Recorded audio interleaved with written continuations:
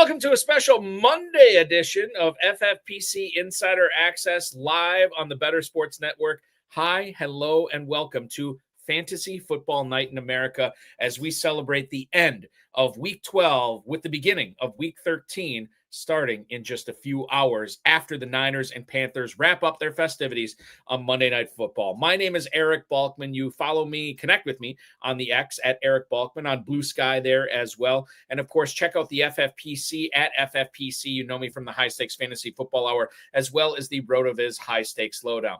My guest tonight is no stranger to these airwaves. He is one of the biggest hitters over at 1 Week Season on X. Of course, you check out his work at Rotoworld, at Rotoworld_FB, at HighLowFF. He is Mark Garcia, and he is sitting in with me tonight for 2 full hours. So glad to have you aboard, man. How's everything going in 2025 as far as fantasy football goes? Dude, it's been a wild ride, man. This has been a crazy season. I mean, we say that every year, right? But this season has been, from a DFS perspective, which is obviously my primary focus over there at 1 Week Season, it has been very, we'll say, difficult to maneuver at the top. The scores needed to win tournaments this year in DFS have been much closer to optimal than they have been in previous years, which means like your margin for error has been so small. Combination of like the field being sharper, combination of the second, third full seasons of good projection systems, and now we're getting into sims and optimizers that are kind of running the show. So I mean, it's becoming a slaughter ground. It's been a really crazy season. Do you feel like, I mean, is that basically what it is? Is like there's so many people that have gotten so good at it, and as far as, you know, AI and computer systems and sims and everything getting involved, it's just the confluence of all these things that's making it really difficult to win? Or what do you think, like, is the sole? I guess there's not a sole reason. As you said, there's a lot of things that go into it. So I'm a game theorist by trade. I've spent a lot of my life kind of bettering my knowledge of the theory of games. And it's just kind of goes into the standard life cycle of a game, really. You look at kind of the life cycle of DFS, and it's been around since 2009 to 2010 is really when it took hold. So we're looking at 15, 16 years now. And for all those that are kind of familiar with new games and the strategy behind games, your edge is always going to be greatest the earlier you are. For those that are able to kind of think about the game, think about the strategy of games. So we're kind of into like stage 2 of DFS, where we're starting to get like more people are catching on. We know what works. We know what doesn't work is really the biggest thing. And it's with the now introduction of better sims and of better projections, you just have to generate slight edges in different ways. Like, we're past the days, even in just like season-long football, FFPC dynasties, we're beyond the stage of like just knowing football gets you an edge. Mm-hmm. That just doesn't do anything anymore, right? So you just have to be able to identify like, where can I gain an edge now? So that's where like my brain goes to, where like we're kind of in the maturation of these games. So now we just have to create edges in different ways, really. So when I ask you how you have adjusted personally, the way that you play DFS, the way that you're helping other people win at DFS from a week-to-week basis, what do you think is the biggest thing that you've changed this year? Or is change too strong a word? Is tweak a better word, Mark? Yeah. So, and I think it has to do with the state of the league first. We're seeing defenses obviously are going to heavier rates of 2 high, umbrella coverages, and higher rates of nickel dime, trying to eliminate explosive plays. So in the sample size of one game specifically for DFS, I'm much more interested in those players that are those teams that are generating explosive plays. Mm-hmm. That's why we're targeting like the Bengals the way that we are. We're targeting the Cowboys because these teams are giving up explosive plays at an inflated rate. Last week was a good example for the Lions against the Giants. Like, it was very clear that Jahmyr Gibbs was set up to absolutely go nuclear. The Giants were giving up the second highest explosive run rate in the league heading into the week. So that's kind of where my mentality has shifted a little bit in DFS, where obviously we're just concerned about 1 week, a 1 week sample, a 1 week season.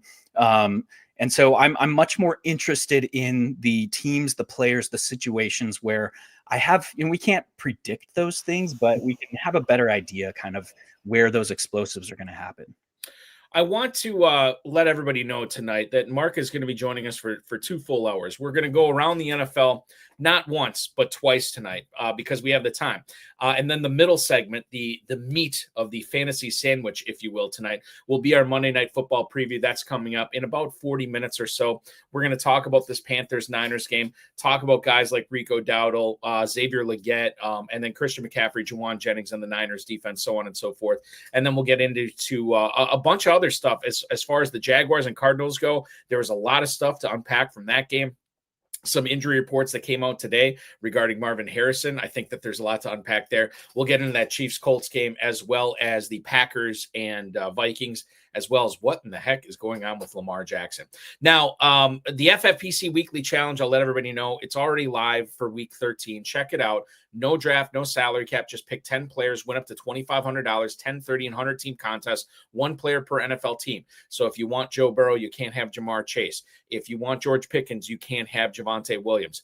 myffpc.com, myffpc.com is where to go. Shout out to our producer, Sean Engel, tonight. Let's get into it, Mark. The way I will lead things off is Mike Garafalo's report from earlier this afternoon that T. Higgins is not going to be playing against the Ravens on Thanksgiving night.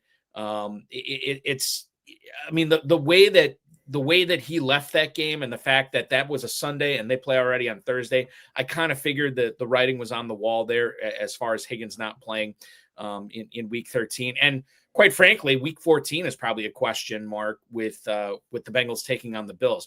I want to ask you about Iosivas, Andrei Iosivas, who played in place essentially of Jamar Chase this past weekend. He ends up getting 4 catches for 61 yards, saw 7 targets, obviously double-digit fantasy points, so he didn't kill you.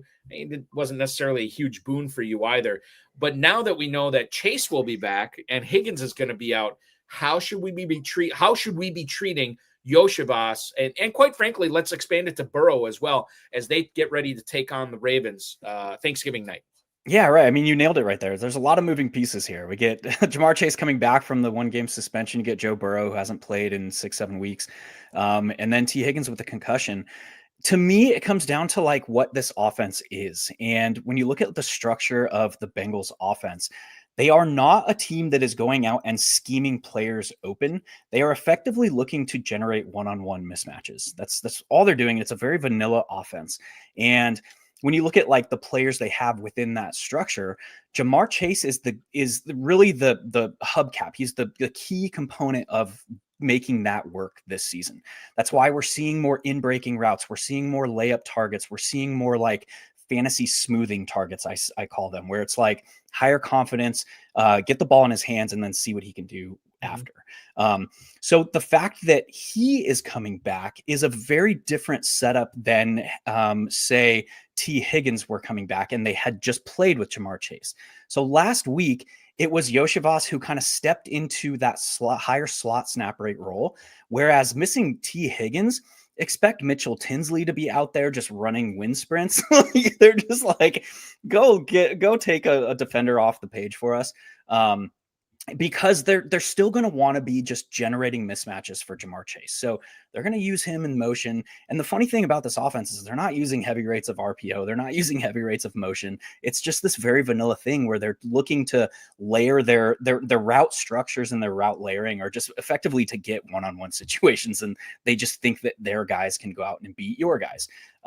So like within that discussion, Andrei Iosivas isn't a guy that they're going to be actively scheming stuff for. He's just kind of a guy that has been required to be their wide receiver 3 for the better part of the last 2 seasons, just out of necessity because they have sunk so much salary into their top 3 guys. So I don't think Andrei Iosivas is going to see any meaningful bump in opportunities here. It's likelier to be Mike Gesicki, who kind of was the featured guy in the first couple of drives last week. Then it would be Andrei Iosivas. And then it's just like the runway is set for Jamar Chase to see 15, 20, some ungodly amount of targets here.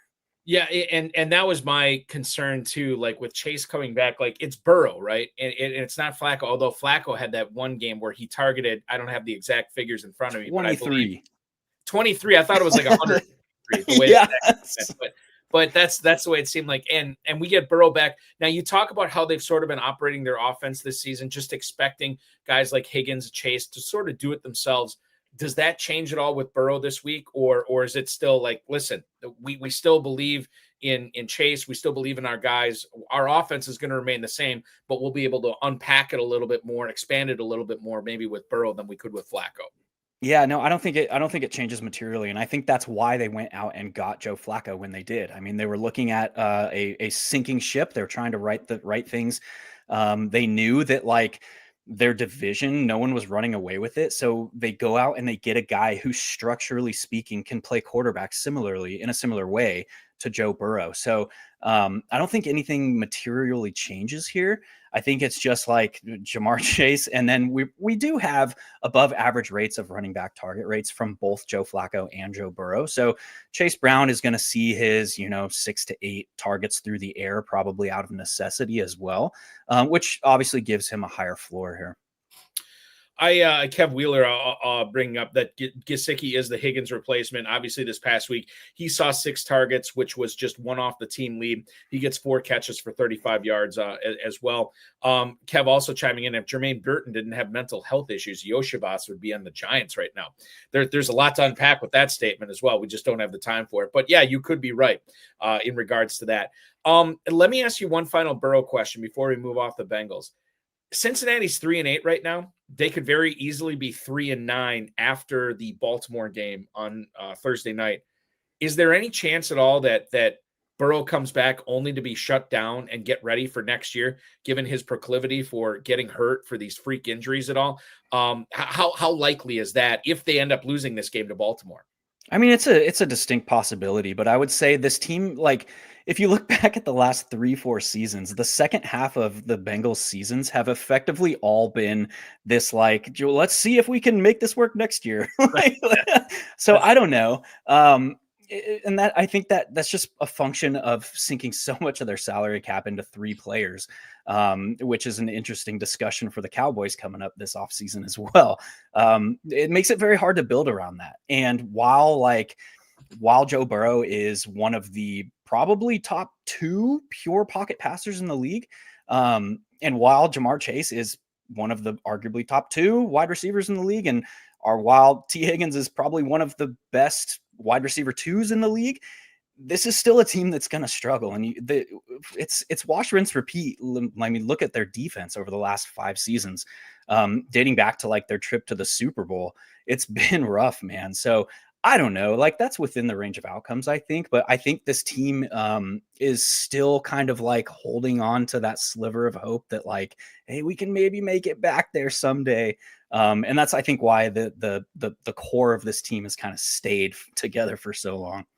Total on that game for Thursday night is at 51.5. Ravens sit at a 7-point favorite currently as well. Lots to unpack with that. We're going to talk about Lamar Jackson, and you just alluded to Dallas with George Pickens. That's coming up in a couple of minutes too. Before we get to that, I want to talk about the big news from Sunday Night Football last night. Baker Mayfield apparently sprained his left shoulder. He's undergoing an MRI today. Now, the MRI revealed a low-grade sprain in his, I believe, non-throwing shoulder. And Ian Rappaport from the NFL Network said that this is good news with an eye toward next week, end quote. So it sounds like Mayfield may not be likely for week 13, but week 14, and because he plays in the NFC South, it seems like that division is in contention every single year. And the Buccaneers have won it the last 3 years. They want to get him out there after the Cardinals game if he can't go this week. Teddy Bridgewater, 62 yards on 15 pass attempts. Let's unpack this here at least for this coming week.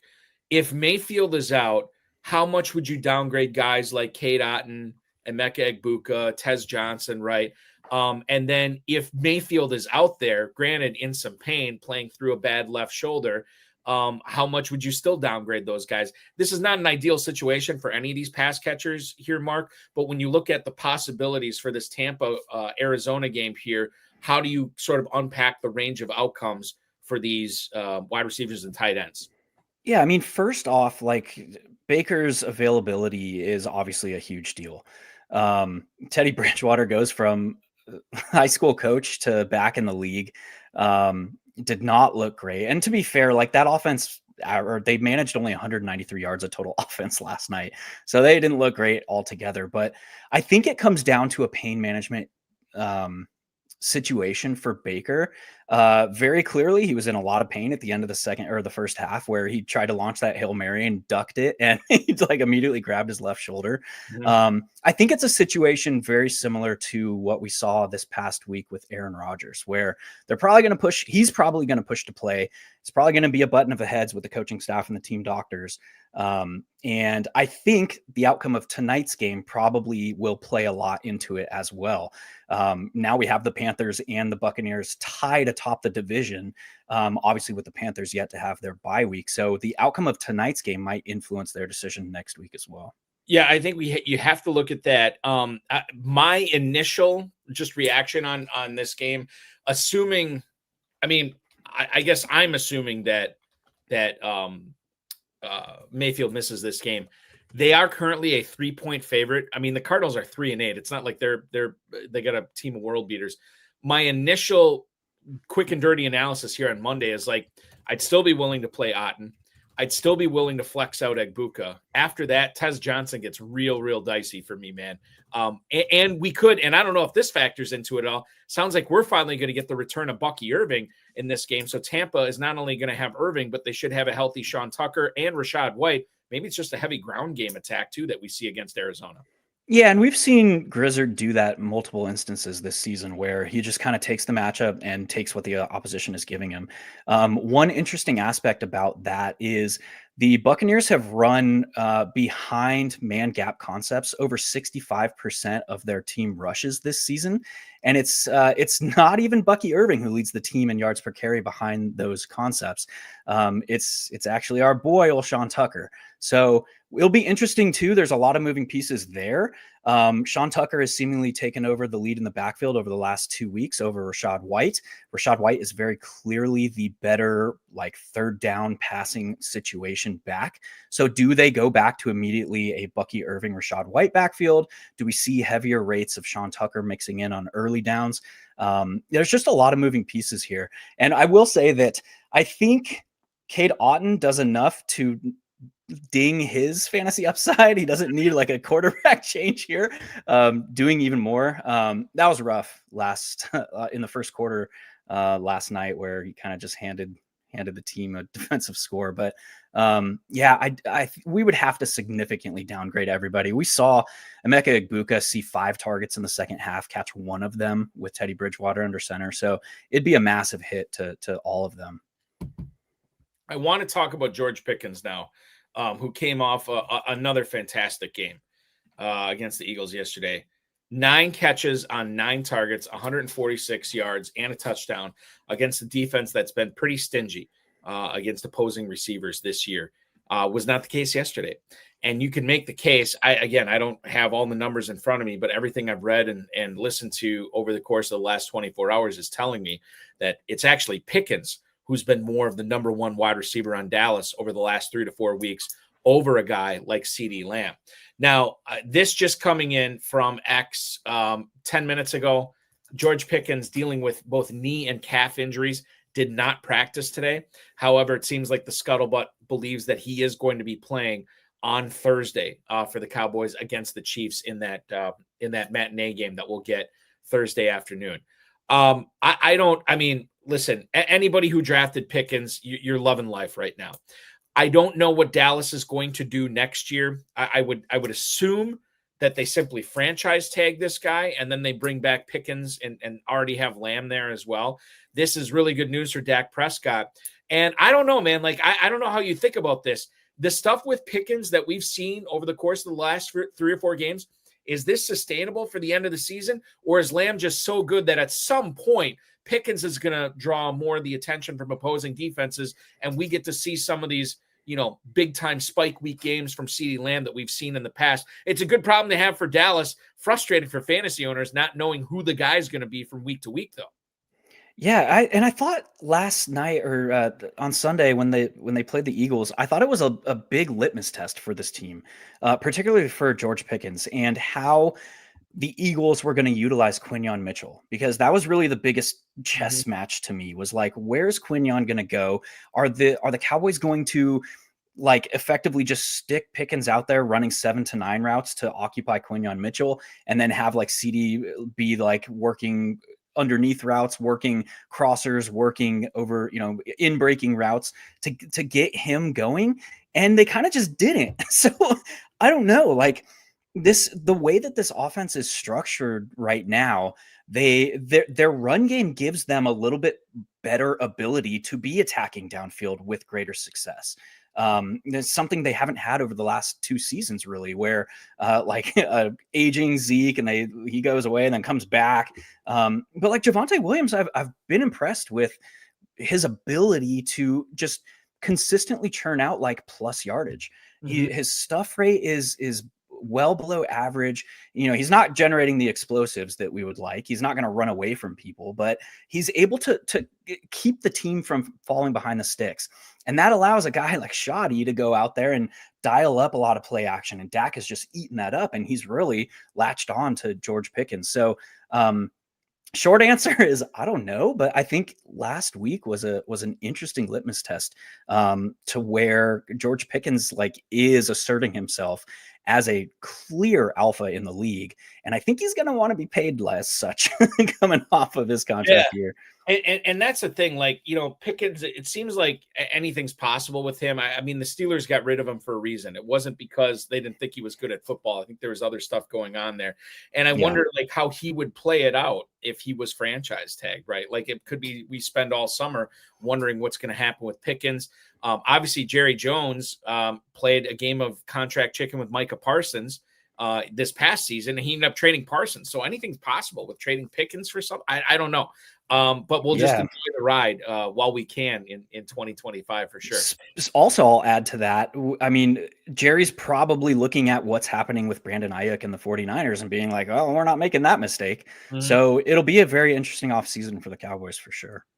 Yeah, and he referenced after the Parsons trade, he referenced that Herschel Walker trade that he did with Minnesota back in the day that basically got him all those draft picks and championships. Now, I don't think any GM in the NFL worth his salt is giving up that treasure trove for any one player. I think that we've learned a lot about how to value draft picks, especially in today's salary cap day and age. But it's interesting to think that was still at the forefront of his mind when he did the Parsons trade.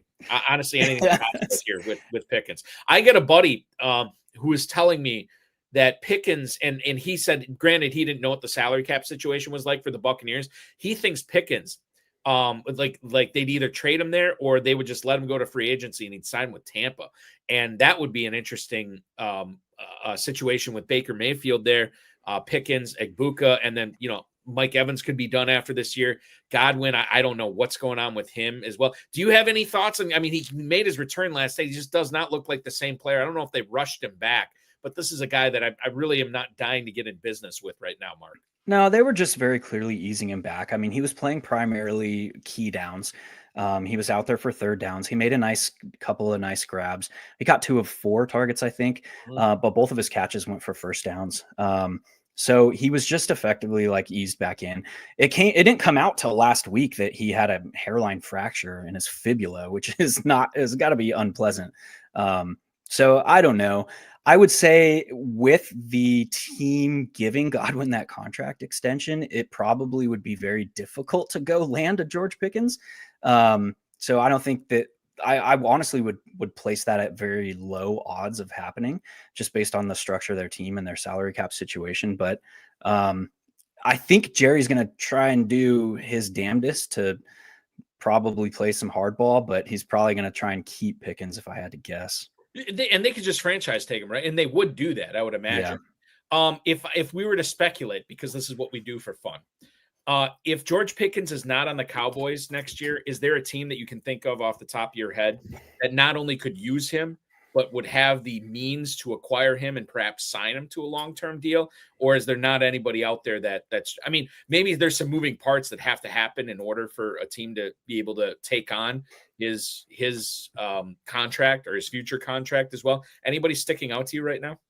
Not really off the top of my head, to be honest. Yeah. I mean, there's obviously so much that's going to happen between now and the open of the new league year that I don't even know if I can speculate, to be honest. Yeah, that's fine. And we'll have plenty. We'll pretty much have all off season to speculate. Yeah, for sure. Getting back to that Cowboys Eagles game here with Pickens, I want to talk about the other side of the ball. Saquon Barkley in this game, 10 carries for just 22 yards. Now he did get 7 catches for 52 yards. Quite the significant role in this passing offense. I have been told all season that this Dallas defense was terrible, that it could be had. And for a quarter, it looked like that was the case, with Philly getting up 21-0, and then they failed to score the rest of the game.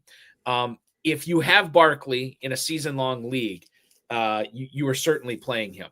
Level of concern, though, for 1 week season here, Mark, about this guy and what he's able to do on a week-to-week basis, where you don't necessarily have to play him every single week. What did we see against Dallas that is, let's separate like what was concerning to us and what's just noise with Barkley, 10 carries for just 22 yards. I think first off, Quinnen is a beast. That was actually a good signing or a good trade, I should say. But second, I think that is largely due to the inadequacies or the underperformances, that sounded weird, of Kevin Patullo. Like, his offense has been so static all season. They are doing very little to innovate, and they are effectively being this vanilla offense that is, again, very similar to Taylor over in Cincinnati, that is effectively just saying, like, our guys are just going to go out there and beat your guys. Like, they've had the offensive line to do that in most cases. But you look at, like, Saquon Barkley, for example, Saquon Barkley last year had 17 carries over 20 yards. He has 2 this season. That's absurd. Like, we wouldn't think that. And like, yeah, like you go ask like some of the old folk running backs, and they're like, oh yeah, defenses are always going to want to take out the guy who was the rushing leader last year. Like, that was on national television this last week. And I was like, not really. Like, you act like these guys are not getting like at their peak mentality for every time they go take the field. Like, it doesn't work like that. Mm-hmm. Like, anyone who's played sports, like, there are things that like you that will get you hyped. There are matchups where you're like, you go in like rah, rah, rah, but like, these are professionals and they're going out there risking mind, body, and limb every week. I fail to believe that like there's this additional like spirit force that awakens in players. And this just comes down to like an inefficient offensive coordinator who is really like, I'll relate it like this. There's typically a path that teams take throughout the season. Like, we come in, especially with the shortened preseason now, they come in and like for the first 3, 4, 5 games, however long it may be, they're searching for their identity. Like, who do we want to be the rest of the season? How are we going to approach games? The Eagles are still doing that offensively. They're probably the only team that is still searching for their identity. We've seen them try to go pass heavy. They have the single highest pass rate over expectation game of all teams in any game this year. They also have some of the highest rush rate over expectation games. You just see this ebbing and flowing. We're like, oh, fuck, that didn't work. Let's try something else. Oh, that didn't work. Like, so I don't know, man. Like, this is just like, Patullo is not it, man. And all mad respect to him. He's an offensive coordinator in the NFL. And like, who am I, Joe Schmo over here? But like, what I'm seeing on tape and the advanced analytics and digging into this team, they have a long way to go still if they want to get back to the Super Bowl. So I was scared into like FOMO picks, right, for drafting Saquon Barkley when I had the 3rd pick in a few leagues this year. And sometimes I think I drafted Barkley in like 2 or 3. And it was kind of like, I didn't want to draft him there, Mark, but I had people telling me like, look, there's a lot of reasons that you'd want to draft him there. The 2 reasons I wanted to stay away was, 1, I didn't think he'd stay healthy for the entire season. Number 2, the explosive plays factor, right? He just had so many last year to an unsustainable rate. And so now the question here for you is, let's say Kellen Moore is still the OC in Philly. Is there a correlation between Barkley explosive plays in 2025 if he was calling the plays as opposed to Kevin Patullo? I think you would have to say yes. Just the way that Kellen Moore was scheming his offense, and it goes even beyond just like simple X's and O's scheme, his situational tendencies, what he was doing to keep opposing defenses off balance. I mean, you look at like how defenses are handling the Eagles this year, they're just dropping back into umbrella, and they're just like, we're not going to give you man coverage because we know that your run game is easy to diagnose. Here's another example, like through the first half of the season, if like Jalen Hurts was playing either like pistol or shotgun, he was very rarely under center. And it was like, if he's in pistol, it's going to be a run. If he's in shotgun, they're passing. Like, how hard is that for opposing defenses to play against? Yeah. Not very. So like, I would get Hurts under center more. I would like get heavy personnel on the field more. You're like, you don't have a wide receiver 3. Why are we not running increased rates of 12, 13 personnel? Look at what Sean McVay is doing this season. He's leading the league in 13 personnel utilization, almost 30% over the last month. That is like something to combat the meta. He's like, okay, if you guys are just going to see heavy personnel groupings and you're going to load the box, we'll throw out of 13. And it's going to be a higher completion rate, higher efficiency. Those are the things that like Shanahan is doing, that McVay is doing. Kevin Patullo is just standing there with his clipboard in his hands. Like, I don't know, guys. And what's wild about that too, that 13 personnel that the Rams have been doing, it's been detrimental to Puka Nacua getting out on the field, right? Because they're usually putting Adams out there and leaving Nacua. Now, Nacua is still getting it done, but think about the chutzpah that it takes to say, you know what, I'm going to take my best pass-catching option. I'm going to put him on the bench. I'm going to throw out Terrence Ferguson and Colby Parkinson and Tyler Higbee and all that. That's balls, man. It is. And I love it. And they're winning. And they got to be one of the favorites in the NFC right now. Mm-hmm. So clearly Sean McVay knows ball. Now, sticking in this Eagles game here, Mark, A.J. Brown, 8 catches on 10 targets. He goes for 110 yards. He gets a touchdown. Very nearly caught a second touchdown. Could not get that second foot in bounds, I think, because he was more concerned on scoring the touchdown rather than getting that second foot in. And this is a game where Brown has been complaining. We found out before this game he had a meeting with the owner, like saying, like, hey, he's not going to go on social media to complain about this. And he was targeted on 23% of his routes. Eagles get up 21-0. But I keep coming back to this. These games that A.J. Brown is really successful in, the Eagles end up losing it. And you know, whether that's a Patullo thing or you know, we put that on Jalen Hurts or Sirianni or whatever, I don't know. But this is another game that A.J. Brown was really good, and then the Eagles lost. So knowing how the Eagles have been buttering their bread all year, do you think this A.J. Brown game this past week against Dallas was more of an aberration? Or do you think that this is something that's going to continue going forward, but the Eagles are going to find a way not to be outscored by 20-plus points for the remainder of the game here, and that Brown can be good and the Eagles can still win? I think that honestly goes into what we brought up earlier, where it's like this team is still trying to find their identity. We've seen the squeaky wheel narrative with A.J. Brown over the last 2 weeks, but you look at like how he's being used in the offense. These are low upside routes.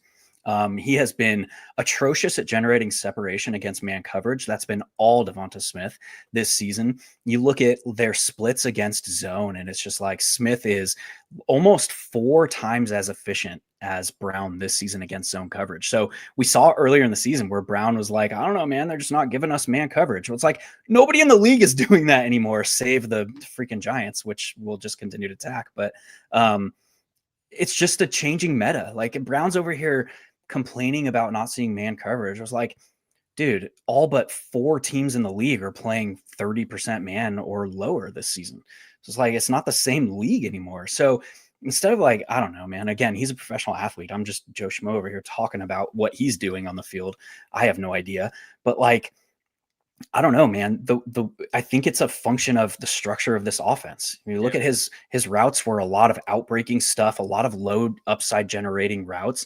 for the past 2 weeks. And it's like, that was okay against the Cowboys because they have all these injuries in the back or in the secondary, and they play a ton of just blanket and off coverage, very little press man stuff, which Brown usually benefits from because he's so physical and so freakishly fast and twitchy. That's where he's like made his bread and butter all the way back to his time in Tennessee. So, but I don't know, like, to answer your question, like, it just depends on like what Patullo and what Sirianni are brainstorming up from week to week. And I don't think they've nailed down what that is yet. I want to go to YouTube right now. Tom Smith has a Jonathan Taylor question for us. And he wants to know, Mark, what the Jonathan Taylor owners should expect this week as the Colts take on a really tough Texans defense. I mean, obviously you're playing him in season-long leagues, but you think about DFS and wanting to pay up for him, wanting to play him this week. What do you think? What do you think you're going to end up doing as far as Taylor goes against Houston in Week 13?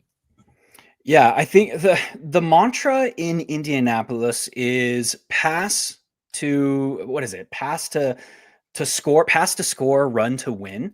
And that's kind of how we've seen them handle the entirety of the season. I mean, Daniel Jones has some of the most fantasy points scored in the first half of games this year, and some of the fewest in the second half, because they have established these leads. They have been able to control their game environments, and we kind of saw what that means against a tougher defense against the Chiefs last week. Chiefs obviously coming back and stealing that one away. But the way that this offense is structured is to be leaning forward in the straps, to be kind of taking those shots in the first half, and then they kind of just utilize Jonathan Taylor.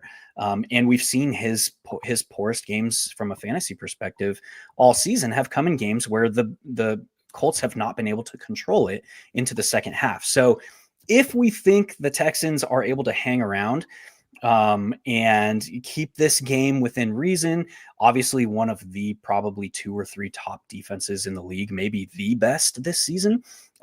If they are able to do that, then yeah, we should expect some muted production here from Jonathan Taylor. But I kind of question, for like schematically, how these teams match up. The Texans' ability to keep this one within reason early, to be honest. You look at what the Colts are doing.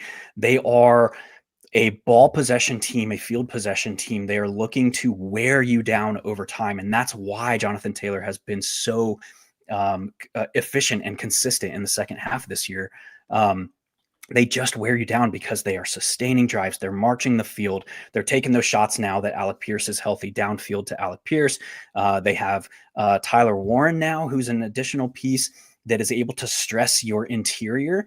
His splits against, like, we call it umbrella, but like cover 4 this season have been insane. So he's their primary option. If they're saying, like, if you're going to drop off, we're going to throw it to this Yak God, this new toy we have in the toolbox. They just have so many ways that they can beat you. So I don't know. I would expect to see the Colts kind of control this one. That's just kind of how I'm seeing it. Colts 3.5-point favorite against the Texans. That game is at Lucas Oil Stadium on Sunday as well. I want to talk about the Raiders here because they had some personnel changes over the course of the last 24 hours here, Mark. Adam Schefter reporting, this would have been, was it late last night even? I think it might have been late last night, that Chip Kelly was let go as the offensive coordinator for Las Vegas. He was there for just 11 games. The offense averaged 4.6 yards per play, 6.67 yards per pass play, and just 3.5 yards per carry. If you remember, the Raiders signed Chip Kelly to a contract that was paying him $6 million a year, which means he was the highest paid offensive coordinator in the NFL. And they were not satisfied with it. So they have decided to move on, and they're moving on to a familiar face. Greg Olsen is going to be the interim offensive coordinator.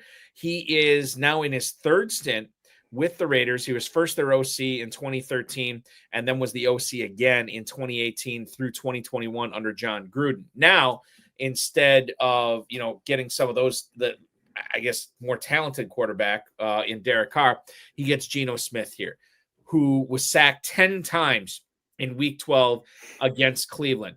The Raiders are 31st in the league, second worst in the league in points scored, and they are third worst in total yards. Ashton Genty, I mean, I don't put it all on him because it seems like he gets hit in the backfield like every single play. 166 carries for 604 yards. He's averaging 3.6 yards per carry. I want to know what you think is going to happen to the Raiders offense, not only against the Chargers in week 13, but what do you think they're going to be doing now with not Chip Kelly calling the plays and coordinating the offense, but one Greg Olsen? They have to get some way. They have to figure out some way of relieving some of the pressure. And that pressure is induced by one of the worst offensive lines in the league this year. It's not just showing up in the run game. Obviously, it's showing up with, what's his name? What's the quarterback's name? Jesus Christ. Geno Smith. Geno Smith. Yeah. It's showing up with his production. He might challenge Cam Ward for the number of sacks taken, which Cam Ward is already on a historic pace. But yeah, I think this is a dysfunctional franchise, to be honest. I think it trickles down from ownership all the way down. The way that they have handled their coaching changes, their coaching searches over the last 5-10 years, maybe, has been abysmal. They are taking shots in free agency when they shouldn't be. They are burning draft picks when they shouldn't be. They're making some questionable personnel decisions. And it's just like they are trying to save a sinking ship. And it seems like for the better part of the last 5 years. And it's just like Mark Davis is just going down with the ship, man. This is they if they want to be competitive, they have to start from the front and move backward. And what I mean by that is both sides of the ball. Like they have a solid, obviously Max Crosby, they have a few solid pieces up front on the defensive side of the ball. They went from like 4 or 5 years ago, like back to the Josh Jacobs years, early career, where they had a top offensive line. We saw how they were able to kind of sustain drives. They were able to just keep continuous pressure on defenses, make them react to them, as opposed to now where it's like they are such a reactive offense because their offensive line is so bad. So they're going to have to do a lot to get the ball out quick. I would utilize, I would get Michael Mayer on the field. I would run I would try and shoot for like 60, 70%, 12 personnel, particularly after dealing Jacoby Myers. Get Brock Bowers on the field with Michael Mayer, get them both chipping, get them both blocking, because they're both good in all phases of tight end play. A second round pick and then obviously a first round pick in back-to-back seasons. So get them on the field together, get from falling behind the chains, because you place Geno Smith in long down and distance situations behind this offensive line, and we're seeing what happens. So get those quick hits for 5-6 yards on first down, mix up your situational play calling tendencies, stop being so like an open book with how you're calling plays, and stop falling behind the sticks. That's what they need to do. I have no idea what to expect here, to be honest. I think that my lazy analysis here, Greg Olsen takes over. Oh, we're going to see a lot more Ashton Genty, right? We're going to see a lot more of the ground game. You make a good case for Bowers and Mayer to be out there, because if you put both of them out there, could be a run play, could be a pass play. It's not easy for the defense to diagnose, right? And you really don't have any threats on the perimeter. I think that Jack Besh is going to be a good NFL player, but he's not there yet. And obviously Trey Tucker can only do so much on the outside as well. So I think you're right. And we'll see what happens with Olsen taking over. It's tough when you don't have a good offensive line. It's really tough to get anything going. And I think that's probably the biggest thing, the biggest challenge facing Olsen and the Raiders offense here going forward. It's funny because, I think the Raiders, with the investment in Brock Bowers, with the investment in Ashton Genty, we're a young and up and coming team. We're going to build this from the ground up. And then you hire you get Geno Smith. You hire Pete Carroll, two guys that to me represent, we're going to try to win right now.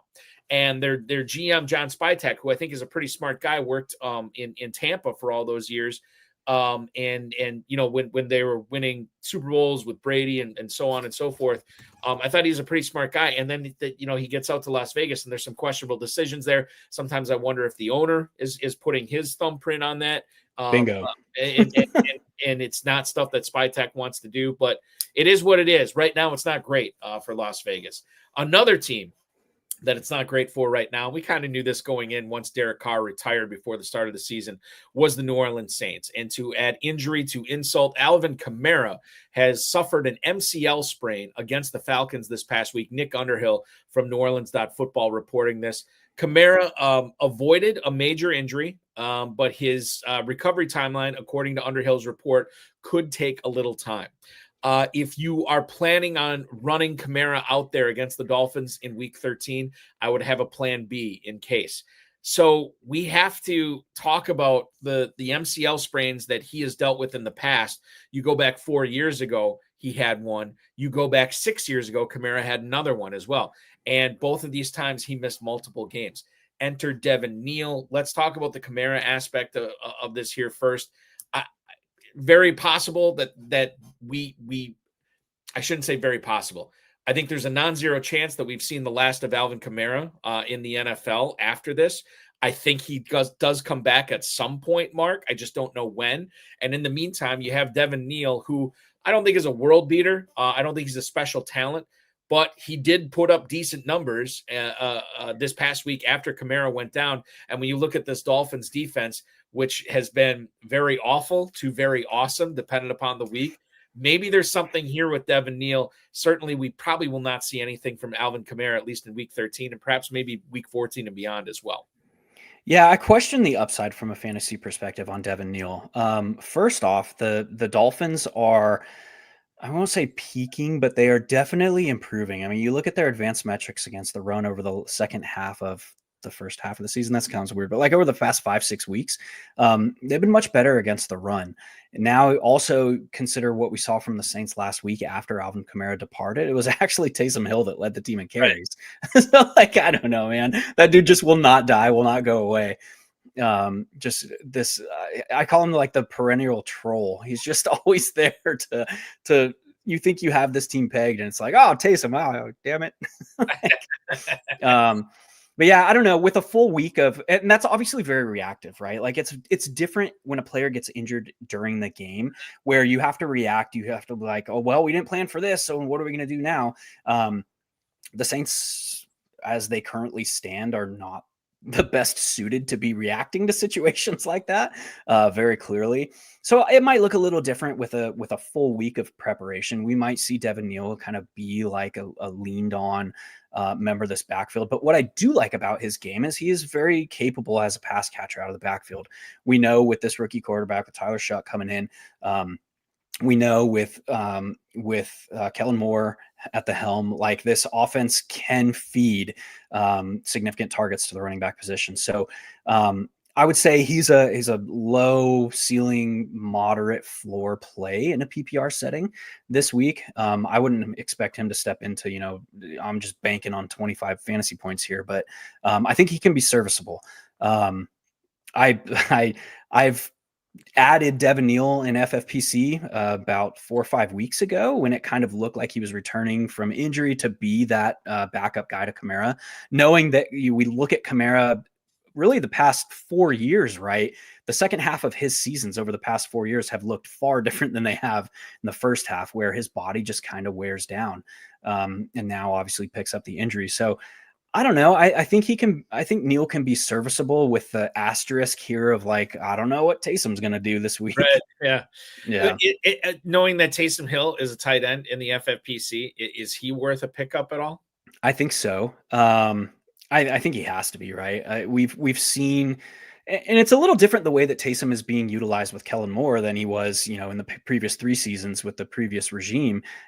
He's not in a route at similar rates to where he was, and that could be something to do with his injury. It could be just a change in the coaching staff, but I don't really know looking at tape, but he's being utilized more purely as a runner, and then he'll throw the occasional pass than he is like in a route. So the tight end premium aspect of that probably doesn't mean as much as it would have in previous years.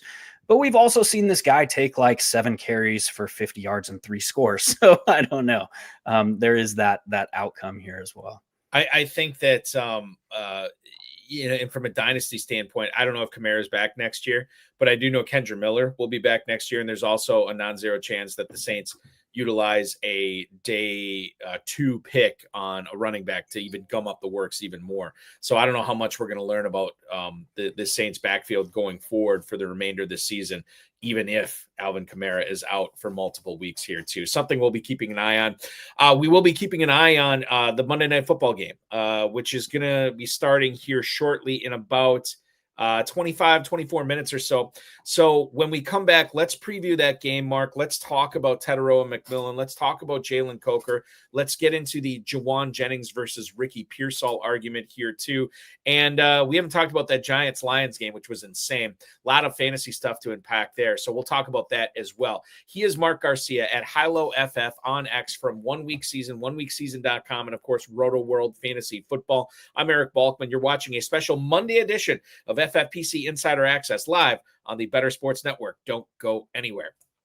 Folks, let me talk to you about my favorite weekly platform to play on. We all play Dynasty and we all play Redraft, but we got to find some place to play weekly. And the FFPC Weekly Challenge is my favorite. If you're like me and you're tired of the constraints of salary caps or having to do a draft to make a team, or even having to play against these people that are stacking up the same team, stacking up certain games, and you feel like you have to put in a million entries or have to have those certain stacks to win, then come play over at FFPC.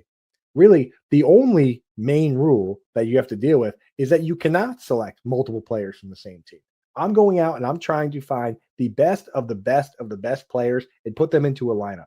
And that's what you can do over at my FFPC. You can go out and you can take the number 1 running back in Bijan Robinson, and you can also have Saquon Barkley. As long as they're not in the same team, you can put them all into a lineup, right? And there's 4 flexes for this, so there's a lot of flexibility. There's 2 different contests, one that has kickers and defenses, one that's just position players. Then you also have a bunch of different price points you can play at: $35, $100, or $200 buy-in. And you're going out and you're just picking the absolute chalk plays, maybe sneaking in a little bit of a sleeper there, somebody that you think can really blow up that week. And that's how it works. It's one of the best contests out there for the sharpest gamers. And when you win on the FFPC, people take notice. That is where the best high stakes games are. That's where the best experts play. And that's where I play, because I want to be an FFPC champion and put that title on me, put the money in my pocket and put that in my bio. FFPC champion. And the FFPC weekly contest is the best place to play during the season. The FFPC Weekly Challenge, as Andrew Cooper from Fantasy Alarm just pointed out, live for Week 13 on myffpc.com. No draft, no salary cap. You're just picking 10 or 12 players, depending upon if you want to play with kickers or defenses at all. Win up to $2,500, 10, 30, and 100 team contest. Only 1 player per NFL team. So if you want Jalen Coker, you can't have Rico Dowdle. If you want George Kittle, you cannot have Brian Robinson. Not that you want to do that, but you could. myffpc.com is where to go, myffpc.com. We are here tonight on a special Monday edition. Happy Thanksgiving to everybody out there. We will not be broadcasting a show or streaming a show on Thursday, I should say. So we're doing it tonight with Mark Garcia from One Week Season and Rotoworld at HiLoFF on the X. We have Monday Night Football to get into with the kickoff slated for about 20 minutes away. From a non-daily standpoint, from just a talent evaluation standpoint, I got to be honest with you, Mark, I've gone back and forth on Bryce Young. I have made excuses for this guy. I have also just absolutely given up on him after certain throws I've seen him make over the last couple of years. Tyrone McMillan is now a bona fide number 1 wide receiver, 6th in the NFL in receiving yardage right now. Dowdle is actually crushing it from the running game, who is down, running behind an offensive line that's been down anywhere between 2 and 4 starters throughout the season. And Young has shown flashes once again. But I still have not answered my own question, and I'm going to ask you it. Is Bryce Young good? He ain't it, man. He's not good. So backing that point up, that you are out on Bryce Young. What is he doing? Is this year 3? This is year 3, right? Yeah. Okay. What is he doing or not doing that he should or should not be doing that has helped you make up your mind on Young? He's not growing. Really, we haven't seen anything out of like the 6-week spurt to end last season where we could point to something that he's like improving on. He's still making poor decisions, slow to process, and I think he's really, really struggling with one of the changing metas in the league this year is like defense is showing one thing pre-snap and then backing out or into something else. That comes through blitzes, that comes through switching 4-3 to 3-4 pre-snap, that comes through coverages. And he has really struggled to diagnose those changes pre to post snap and kind of marry, or I guess compare what he's seeing pre-snap to what is actually happening 3 seconds into the play. And that takes a lot of processing. And I think I forget who said it, but somebody said like quarterback is a mental position. And if you don't have like the mental aspect of the position down, like that can improve, but you have to be, I think it was Brady probably something he said. But it's like you have to be able to process. That quick processing time to me is so much more important than having a cannon for an arm. Michael Penix. Some of these quarterbacks, like that's what Josh Allen, for example, improved on, going from season 2 to season 3. That's what made him who he is today. That's what Anthony Richardson has not done. Like they tried, but that's kind of what I'm seeing from Bryce Young is that processing. It's not there. I don't know if it's he can't see over the line or if it's legit he's just not there mentally yet. That's a joke. But like it's just not there. And so what are they doing now? Like we're just seeing Canales. This team ranks first in the league in rush rate, over expectation since the midpoint of the season. So they're just saying like, all right, man, like we're going to make this easy. We're going to make it so that the throws you do have to make, they should be easier because we're forcing teams to adjust to go heavy because we're running it effectively. We're making that he's staying ahead of that chess match is what Canales is doing well right now. So like, I don't believe in Bryce Young. I was not a believer in that, how he ended the season last year. There was a lot of like fluky stuff going on for me. I don't think he's that. I don't think Canales can give up on him yet in the same vein. But he's just not there yet for me. I think a lot of the stuff you're talking about could actually be applied for Minnesota with JJ McCarthy as well. Oh yeah. We have seen over the course of the last several weeks, Kevin O'Connell kind of taking the ball out of McCarthy's hands and wanting to run it as much as he could with Jones and Mason. And again, when they have to pass it, making those easy passes. Now, the problem with that yesterday against Green Bay, when you get down multiple scores and you have that pass rush that doesn't have to worry about Mason and Jones, they can just pin their ears back. McCarthy looked absolutely lost yesterday. And I don't put that all on him because this is his 6th start ever. And I remember everybody frying Jordan Love. And he's come around too, which, I mean, I don't want to get into the whole Jordan Love discussion. I want to turn it into that because we'd easily do a half hour, 40 minutes on Jordan Love. And is he good and how good can he be, especially for fantasy under Matt LaFleur? But I think the McCarthy thing is they're trying to protect him right now. But if you get 2 scores down, that's where problems come in because McCarthy's not ready to win you games. And Bryce Young, I think for the most part, we've seen him do some crazy comebacks. I think for the most part, I'm with you. He's not going to win you a whole lot of games. It's on Rico Dowdle. It's on this ground game. And that's going to lead into my next question here. I just looked it up, Mark. In FFPC main event leagues that went off just before the start of the season, Rico Dowdle went off the board at running back 60 at the 14-10. This is behind guys like DJ Giddens, Will Shipley, Najee Harris, Tyler Algier, Ray Davis, Jaden Blue, Dylan Sampson. What did we miss on with Dowdle? Was it the Hubbard contract? Why were we not in a league that, we talk about trying to win $1 million in the main event or the big gorilla. Sometimes it takes these miracle 1 week, one injury away type players to make your season.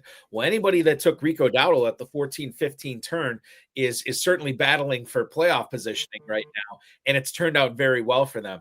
How did we as high stakes players let this guy slip so far, and how can we prevent making this mistake again in future drafts?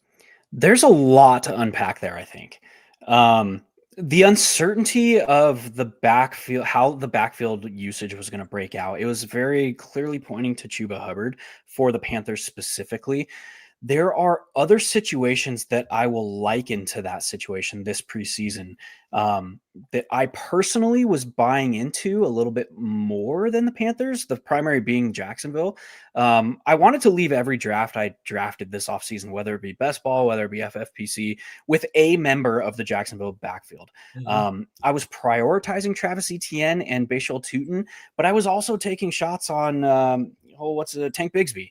Yep. It didn't matter. Like I knew there was directional certainty. That's a fancy term of saying like this backfield is likely to be valuable to us. I mean, they bring in Liam Cohen. We saw what he's done Tampa last year. Not trying to pretend that like I know who's going to emerge between Travis Etienne, and we've seen ebbing and flowing in that backfield this year.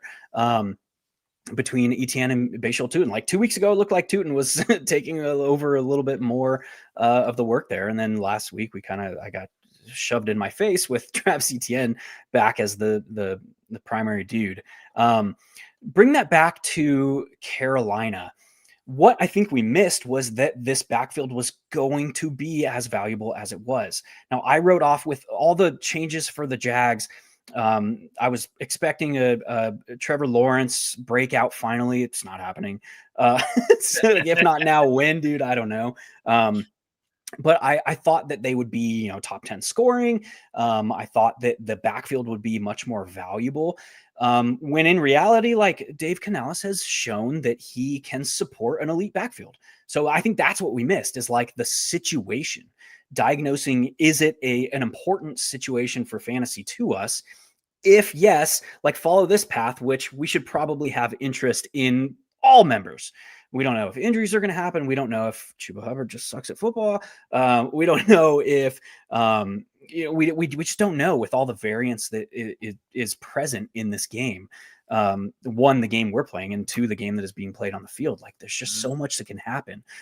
So I think that's what we missed, to answer your question succinctly, is simply identifying that backfield would probably be a fantasy relevant backfield. And you're kind of right about Jacksonville, right? It's just a matter of like just getting pieces on it.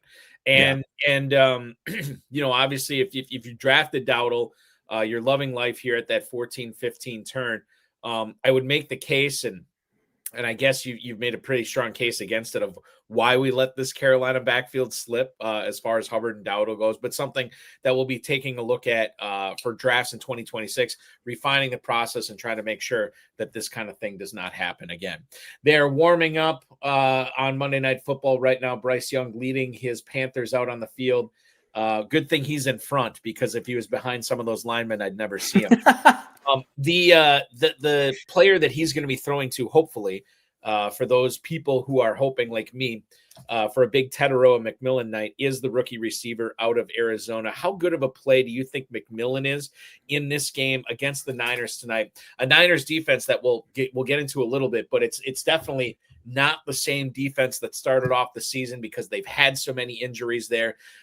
If you look at the spread and the way that Vegas expects this game to go tonight, you're looking at the Panthers with a 7.5 point edge here, as in a game that has a 49.5 point total. So to me, this is like this has some garbage time written on it, with Bryce Young tossing it to McMillan to try to keep up and try to make a game of this in the second half.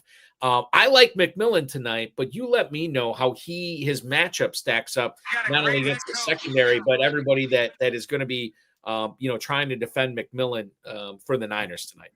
Yeah, and I think that's the question. Now we have Bethune who's out, so the interior of this defense has been gutted. Really, we've seen them struggle against tight ends because of it. I mean, this has always been a strong defense against tight ends because structurally speaking, they were able to operate and function inside out. They were able to kind of push guys to the perimeter. They're just not able to do that anymore with all the injuries that they've dealt with. So it's a plus matchup on paper for Tet, and I would add Jalen Coker to that list as well. I'm Coker over Leggett for life. I think he is the much more talented dude. Just looking at his film, looking at what he's been able to do on such limited snaps, I'd expect that to continue to grow. They obviously like him. I think he was a big part of what they wanted to do this season, and then obviously the injury that halts his season before it started. But yeah, I think this is a good spot for Tet. This is a good spot for Dowdle. This is a good spot for their tight end room. That's just like a 2, 3, 4 man rotation, depending on which way the wind is blowing. But this is a good spot. I think I don't often agree with, or I don't often bet like game lines and game totals and stuff. I think it's just Vegas is the one thing that they are probably best at, as compared to like props or stuff like that, is setting these lines. They have a much longer history, or like props are so much newer. So I think they got this one right. I would expect some offensive production from both sides here. And what I'm really looking at from a matchup perspective is like what Canales can do to keep the 49ers defense on their toes, or off their toes, basically on their heels. Can he continue to churn out like 5-6 yard gains on early downs? He's been really, really good at that over this last 6 game stretch. Can he continue that tonight? Tom Smith brings this up on YouTube, and I think it's worth bringing up as well. He writes, didn't Jacoby Brissett just throw 88 times and 160 or 675 yards last week against the Niners? Which is a good point. But yeah. I do think that the Panthers win by keeping Purdy and such off the field and having a big night from Dowdle. So, yeah, maybe you can expose them through the air, but I think like you expose them through the air, that might be a good way to pile up a bunch of points and yardage, but not necessarily win the game, Mark. Yeah, and it comes down to like we have this fallacy as fantasy players. Like we know best and we know how a team should attack. And a lot of times that doesn't align with what a team has shown us, who their identity is. And we've very clearly seen Dave Canales shift halfway through the season so far, where they were going out, they're like, okay, well, we have to be forward leaning. We're going to attack aggressively to start the game. And that shifted now. And they're just like, we're going to pound the ball and we're going to make easy layup stuff beyond that for Bryce Young to handle. So like, while we just saw the Cardinals do what they did to the 49ers, that's probably not how Canales is coming into this game from a game planning mentality. And that's why I spend so much time like over at 1 Week Season on a weekly basis, like breaking down these games from the starting point of how do we expect these teams to behave? Because that's more important. I'll relay it like this, or I'll illustrate it like this. There's really 3 parts of an NFL game. There's the game planning portion, which depending on how things go, last a quarter and a half. That's where the teams come in, they execute the game plan that they put together in the week of practice coming up. The coaches, all the meetings, they come together, meeting of the minds. This is how we're going to attack our opponent. Then they get punched in the mouth. And it's like, now we're into reaction phase where we have to, all bets are off. We have to like react to what's working, what's not working. We make our adjustments. We went 3 and out on our first 2 drives. Well, we got to do something different, right? So they're making those adjustments. That is like from 1.5 quarters to like sometimes 2.5 quarters to the end of the 3rd quarter sometimes. And then there's what I call, and part of my French, the oh shit phase, which is like all of that doesn't matter now. We have to go out and win this game in any way we can. Typical NFL game, that's like the 4th quarter or half of the 4th quarter. What I look for in DFS is like, is there something in this spot that can get these teams into oh shit phase earlier?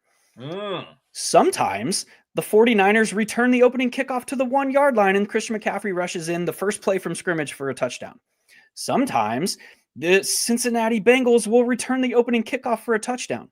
Like that is the ignition source of that game. So like the teams are already in like, oh, well, fuck, like everything's off. Like we're in oh shit phase already. We have to go out and win this game. And now what?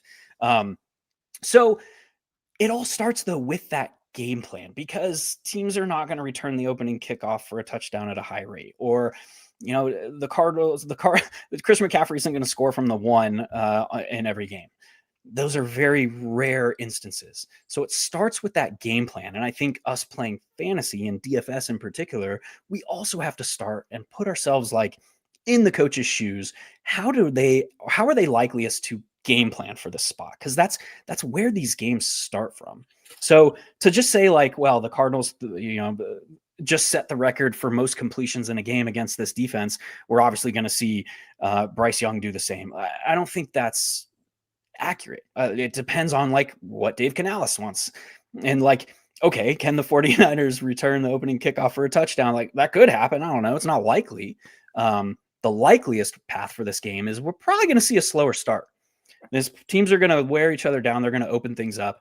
Yeah, Kev, that's a solid comment.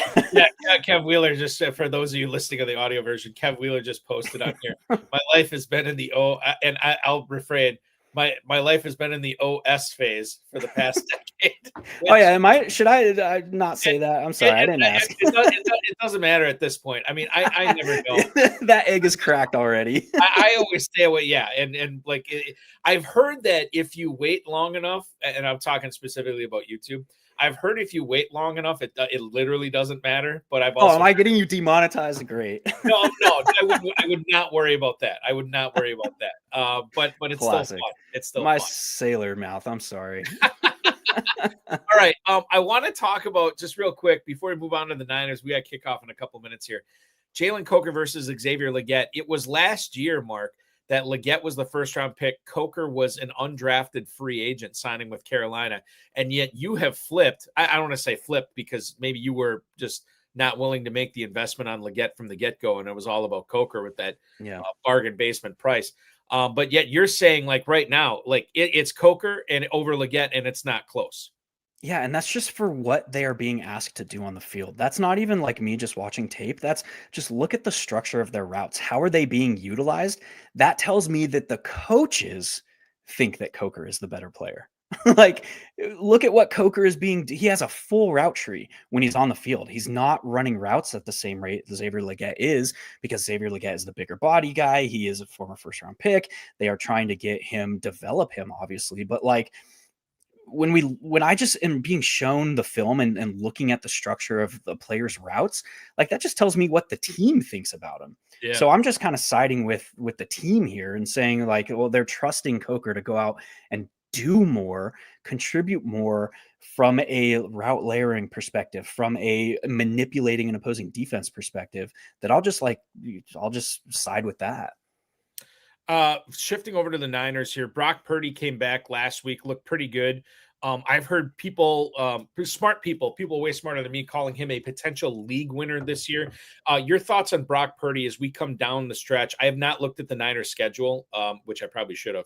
But I have not looked at their schedule. But your thoughts on what Purdy can do, given the state of the Niners defense right now, where they might have to outscore some teams down the stretch, and knowing that they have a healthy Kittle. Pearsall is now healthy. They still have Juwan Jennings. I don't know about Ayuk, but McCaffrey's been healthy. We'll get into him in a little bit. But your thoughts on Purdy down the stretch here of how good he is going to be? First off, shouts to Mac Jones for just holding it down, dude, while he was gone. Dude, that was a professional, man. And even the way he was handling the media, he was like, they were asking him like, do you have a claim to be the starter? He's like, that's not why I'm here, guys. Like, I'm here to go out, do what's best for the team, win games if my starter, Brock Purdy's the starter, win games for my team if Purdy's out. So props to him. He's probably going to get a bag this offseason from somewhere. He's maybe Minnesota will I was just going to say Minnesota. Yeah. Yeah, no joke.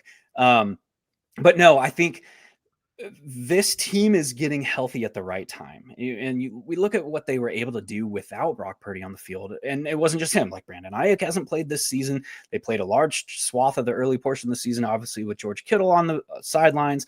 They've had injuries to Ricky Pearsall, Jawan Jennings, like the list goes on. But when I look at what this team has done structurally over the last 3 games, I believe, whenever Kittle came back, and it was the first time all season outside of 10 snaps that they had both Kittle and Juszczyk on the field together. This is like, yes, we're back to the Shanahan football, man. The team has looked so much better. And now, like, inject Brock Purdy, who has the mentals we talked about that some of these guys are lacking. Like Brock Purdy, there's a reason why Mr. Irrelevant like has exploded his NFL career like he has. He's got those mentals. He is smart. He has good processing time. He has an adequate enough arm strength to deliver the football where it needs to be. But he's going to be around the league a long time, I think. So I think this team is in good hands. I think they're going to have a fantastic last stretch of the season here. And I'm excited about all the skill position players. The lead skill position guy, with apologies to George Kittle on this team, has been Christian McCaffrey. And as a guy who invested in Christian McCaffrey in the mid to late first round in several leagues this year, even I have been pleasantly surprised that this dude is not only staying on the field, but having some of the heaviest workloads of his career and still staying on the field. And McCaffrey has never been as old as he is right now. Mark, how is he doing this? When you sit down and you're doing projections and you're scheming your way through these games before they go off, how much do you look at it from the standpoint of like, well, McCaffrey can't keep getting this volume. They want to keep him healthy. He can't keep being this healthy with this volume. Something's got to give. And yet we're into week 12 here and nothing's given so far. I think it was out of necessity.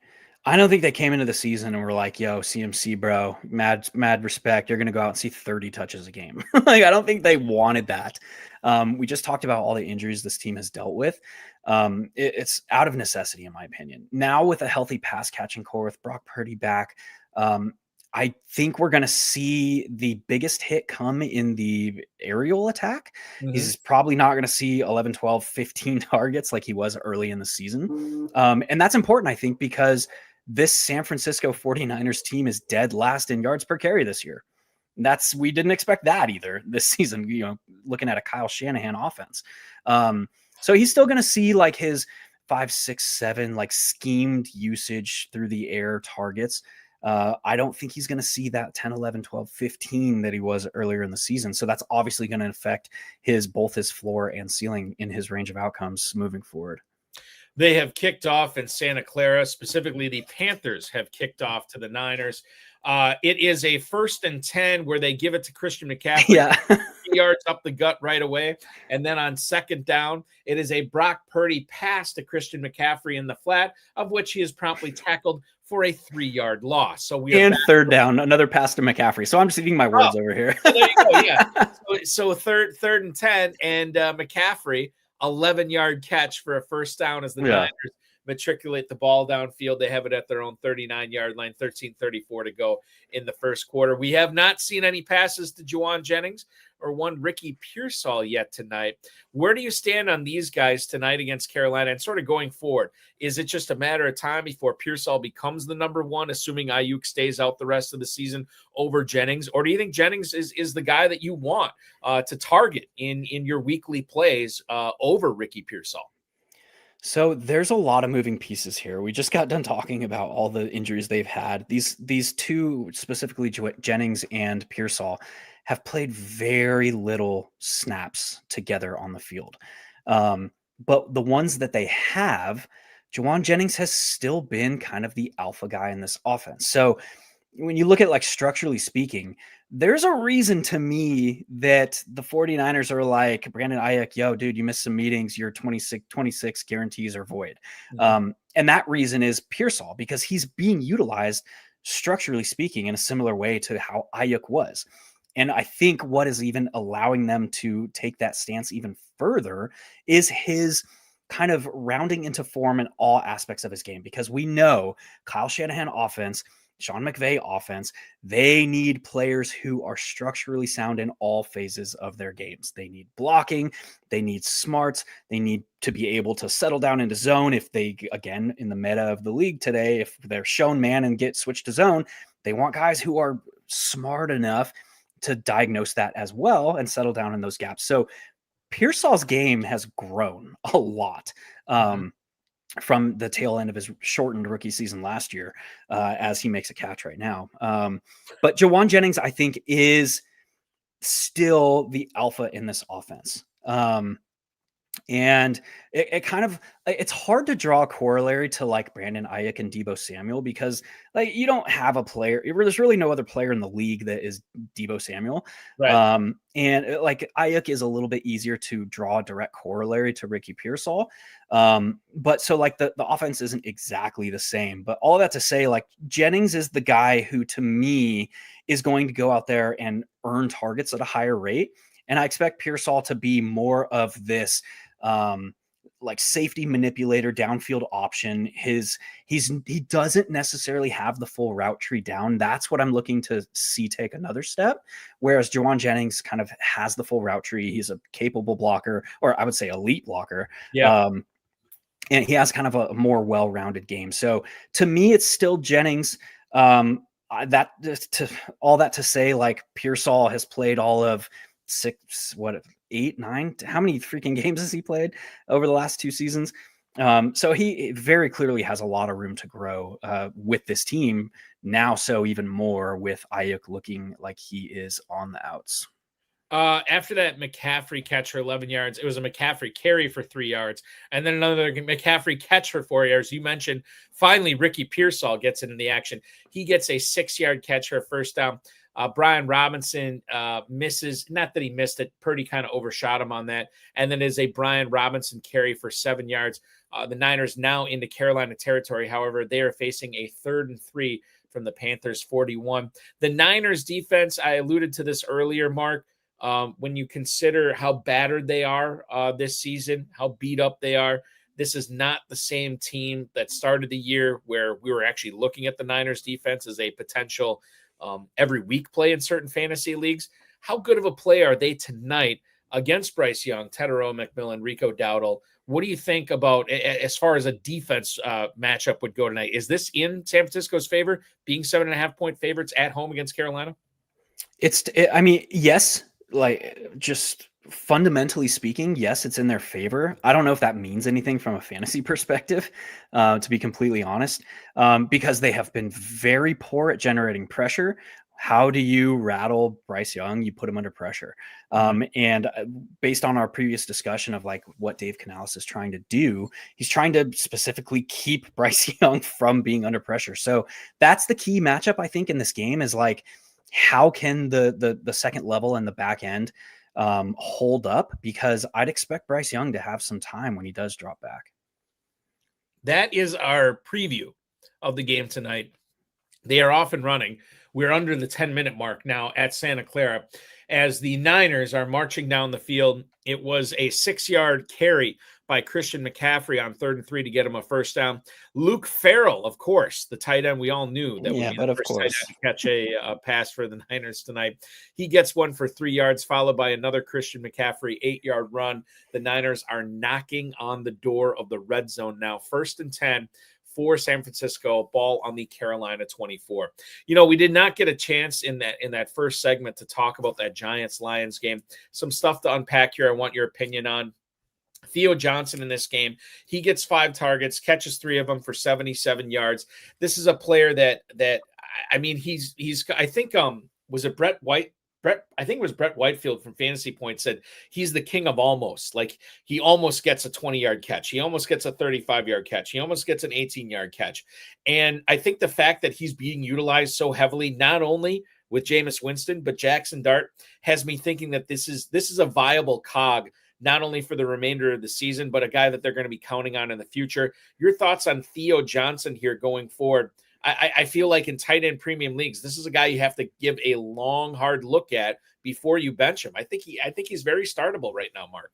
Yeah, I think I tend to agree. And I think it goes down to just all the pieces that this offense is missing, right? Then they go through the head coach change. Got Kafka auditioning for, moving forward, auditioning there for Joe Shane.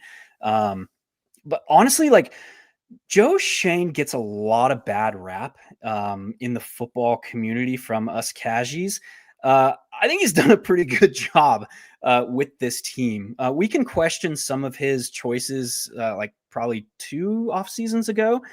The past 2 off seasons have been pretty remarkable for Shane here.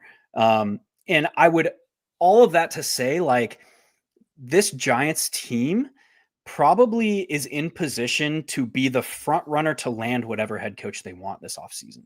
Like if I were a head coach candidate, I would say, like, look at the defensive line. If they invest now in the offensive line a little bit more, we saw a little bit of that this year. They're kind of rebuilding right. And they've hit on some key players over the last 2 off seasons. They hit on Malik Neighbors. They hit on Cam Scattaboo. They hit on Jackson Dart. And those 3 make up a core that I would be extremely excited to go coach for the next 3 to 5 seasons. So all of that to say, like, I think, yeah, investing is, specifically speaking to Dynasty, like investing in this Giants team probably is a plus EV endeavor. If they get a run stuffer, and you're right, they got to be able to protect Jackson Dart. They got to protect Dart against himself too, where he's just, way too many times this guy been in concussion protocol. He probably had 2, let's be honest. Yeah, I think you're right too, and might have been part of the reason that Daboll was fired, was because he was just putting him in harm's way too much. The Niners have scored here tonight after it was I left you with the McCaffrey 8-yard run. He had another 8-yard run followed by a Brian Robinson carry for 4 yards, a stuff of Christian McCaffrey, 1st and 10 at the 12. And then Brock Purdy hits Juwan Jennings just inside the 5-yard line. Looks like he's bottled up by the Carolina defense there. Dude. He squirts out, scores a touchdown. It was as they call it, a grown-ass man. That was a grown man, dude. Yeah. He gets the touchdown there from Brock Purdy. 3. It is a 12-yard catch. The Matt Gay extra point is good. Carolina will take the field with 6:17 to go in the first quarter, down 7-0 after a 15-play, 72 drive that took up 8 minutes and 43 seconds for the Niners. So there you go. We're off and running here on Monday Night Football. Getting back to the Giants game, you mentioned Scattaboo, one of the guys that has taken over in his stead since Scattaboo is on IR, has been Tyrone Tracy.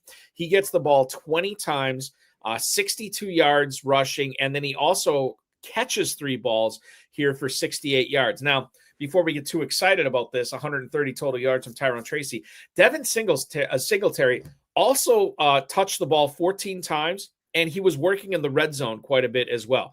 The good part about Tracy versus Singletary, if you have Tracy, 29 routes for Tracy, just 5 for Devin Singletary. He never saw a target, obviously. 139 total yards last week for Tracy, 130 this week.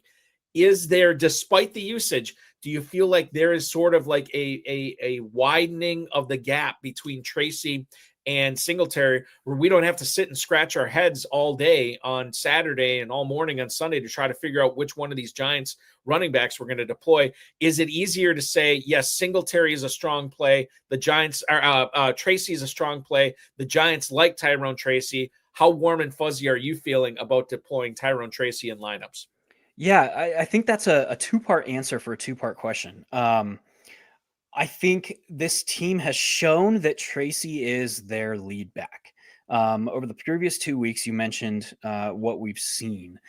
That comes with a caveat, though, that, like, as you mentioned, Singletary is the preferred, not even red zone guy, but green zone, like inside the 10-yard line.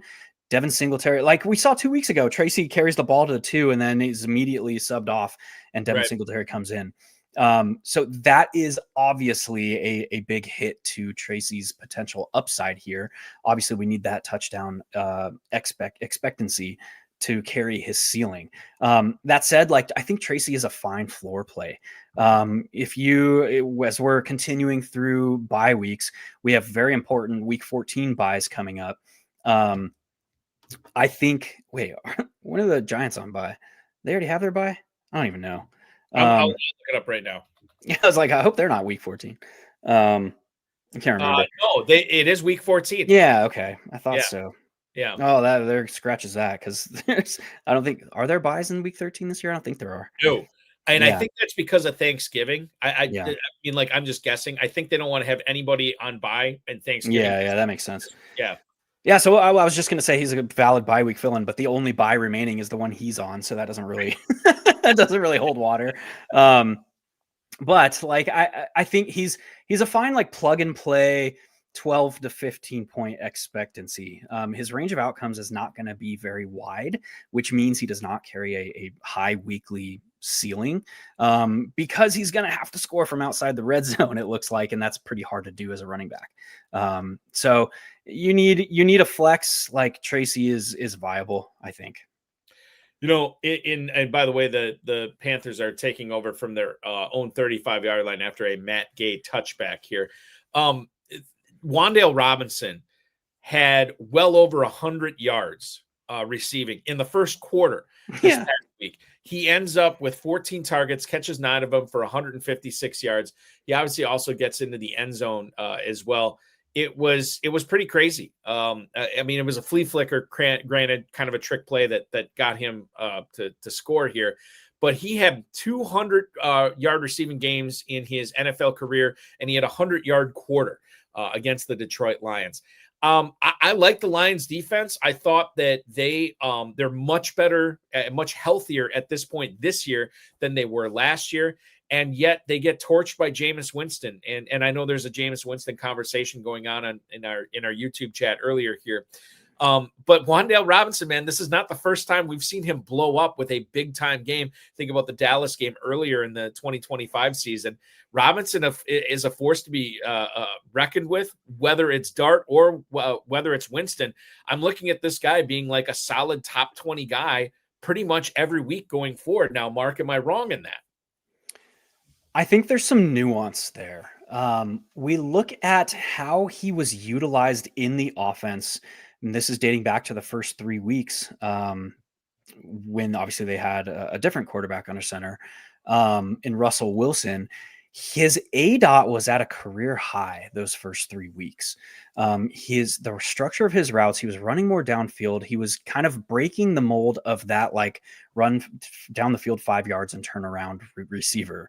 And then the injection of Jackson Dart came into the offense, and he kind of went back to those previous tendencies where he was just kind of this possession style slot only receiver.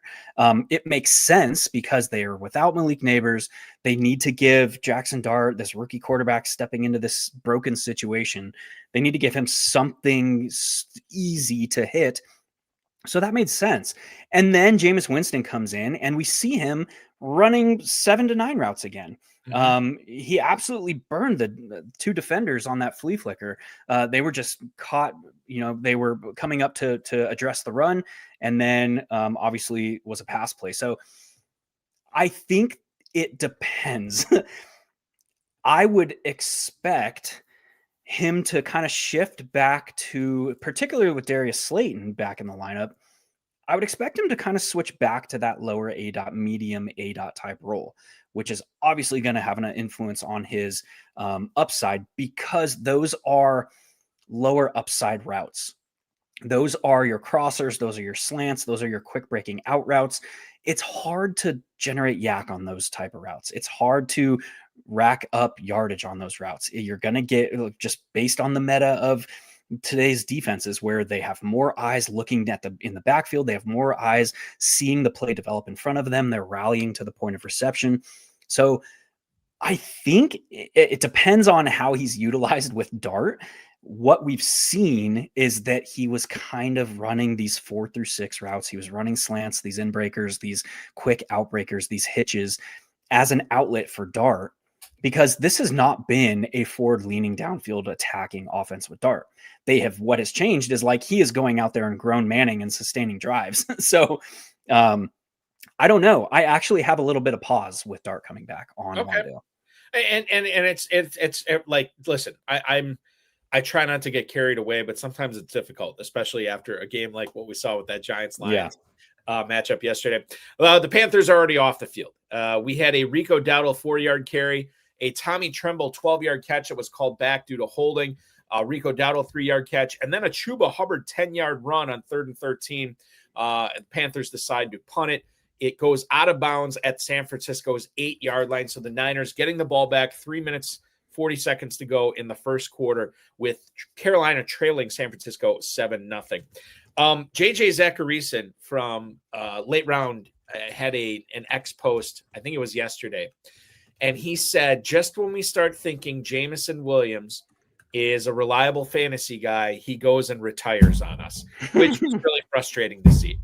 Yesterday, Jameson Williams got 3 targets. He did not catch any of them, Mark. 207 yards and 2 touchdowns combined over his last 2 games. Coming into this game, you think he's just going to feast against the Giants, and he just faded away. Amon-Ra St. Brown gets 13 targets. Williams did have a 25-yard catch in this game, but it was called back on a penalty. And then just a target, 6% of his routes against the Giants secondary. The Packers come to Motor City on Thanksgiving. I would imagine that we would see more Jameson Williams this week, but who the hell knows at this point? This is a warning sign for anybody in the FFPC getting ready for their league playoffs in the championship round. Yes, Jameson Williams could have this massive spike week, but now we know his floor is 0, Mark. Certainly frustrating to see. And this is another structure thing. Dan Campbell took over offensive play calling duties 3 games ago, so that was his 3rd game.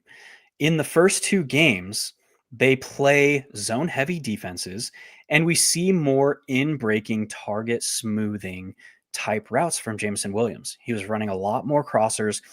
Then they face a Giants team who was number 1 in the league in man coverage rate, and we see him almost exclusively running 7 to 9s. Mm-hmm. He was not running in-breaking stuff. He was stretching the top end off of the opposing defense. And the reason that Jared Goff was not able to take those downfield shots to him is because the Giants were living in his face. They were all up in his grill. They were doing a good job of generating pressure, and they were unable to have, 1, those routes develop downfield, and 2, he didn't have the time to take those downfield shots. So it made sense to me, like, okay, that's why we're seeing 26 or whatever combined targets between Amon-Ra St. Brown and Jahmyr Gibbs. That made sense to me. Like, structurally speaking, they probably came into the game thinking we're going to run JMO in these 7 to 9 routes because we're going to have time to throw. We're going to attack downfield, man coverage. We're going to take what they're giving us. They just didn't. Their offensive line did not hold up as I think they expected. So now flip that forward to the Packers, who are this cover 3 base defense, this umbrella defense, this we're going to force everything short because we don't want to give up explosives. We want to make you march the field against us. They're doing that effectively now because their situational tendencies are much better than they were with Eric Berry, or whatever the hell Berry. Joe Barry, who they had last season. So I would expect actually now to see JMO running more in breaking routes and looking to take advantage of his speed and his separation ability within the first 5, 10, 15 yards of the line of scrimmage. So I would think he actually has a higher floor this coming week than he did last week. Okay, so there you go with Jameson Williams, painting a brighter picture, hopefully in week 13 than in week 12. Massive game field flipping play here. Brock Purdy goes play action on 1st and 10, and he is picked off by J.C. Horn, who stepped in. Pretty good coverage, honestly, from J.C. Horn in front of Jawan Jennings. He returns it all the way down to the 14-yard line. The 16-yard line.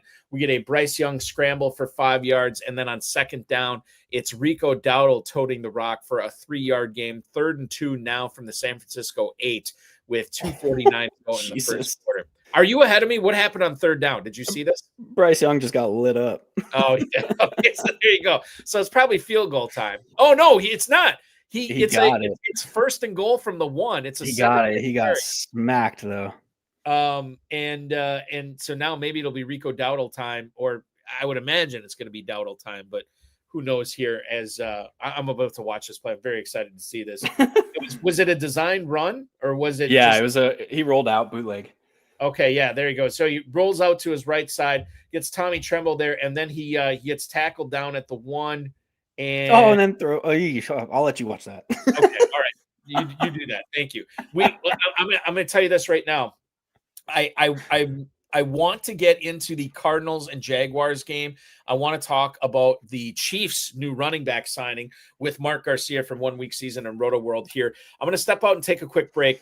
FFPC Weekly Challenge Live, no draft, no salary cap, just pick 10 or 12 players dependent upon if you want to play with kickers and defenses. Went up to $2,500, 10, 30, 100 team contest, one player per NFL team.